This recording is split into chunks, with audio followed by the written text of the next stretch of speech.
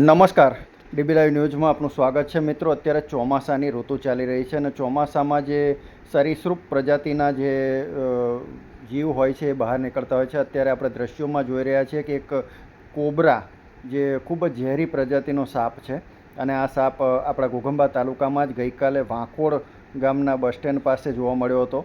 ખૂબ જ કાળો ભમ્મર જેવો, જેને કાળોતરો પણ કહેવામાં આવે છે.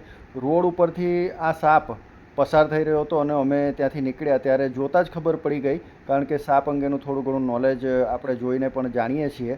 તો આ સાપને જોઈને જ ખ્યાલ આવી ગયો હતો. એનો આગળનો ભાગ જે એની ફેણ હોય છે મોઢા તરફ, એના ઉપરથી ખ્યાલ આવ્યો કે આ ચોક્કસ કોબરા સાપ છે અને ઝેરી સાપ છે, એટલે એનો વિડીયો લીધો છે. તો આ જે સાપ છે એ આવી રીતે નીકળતો હોય છે અને ઉંદર છે કે નાના દેડકા છે એવાની શોધમાં, ખોરાકની શોધમાં નીકળતો હોય છે. પરંતુ ક્યારેક જો આપણા પગ નીચે દબાઈ જાય તો ચોક્કસપણે કરડી જાય, અને જો આ સાપ કરડે તો અડધા કલાકમાં માણસનું મૃત્યુ થઈ શકે છે. એટલે આવા સાપથી ચોક્કસ આપણે સાવધાન રહેવું જોઈએ. ચોમાસાના સમયે નીચે સૂવાનું ટાળવું જોઈએ. આપણે જોઈએ છીએ એ પ્રમાણે ઘાસના પૂડાની નીચે આ સાપ ભરાતો જોવા મળ્યો હતો. તો આવા ઘાસને પણ પકડતા પહેલાં કાળજી રાખવીશું.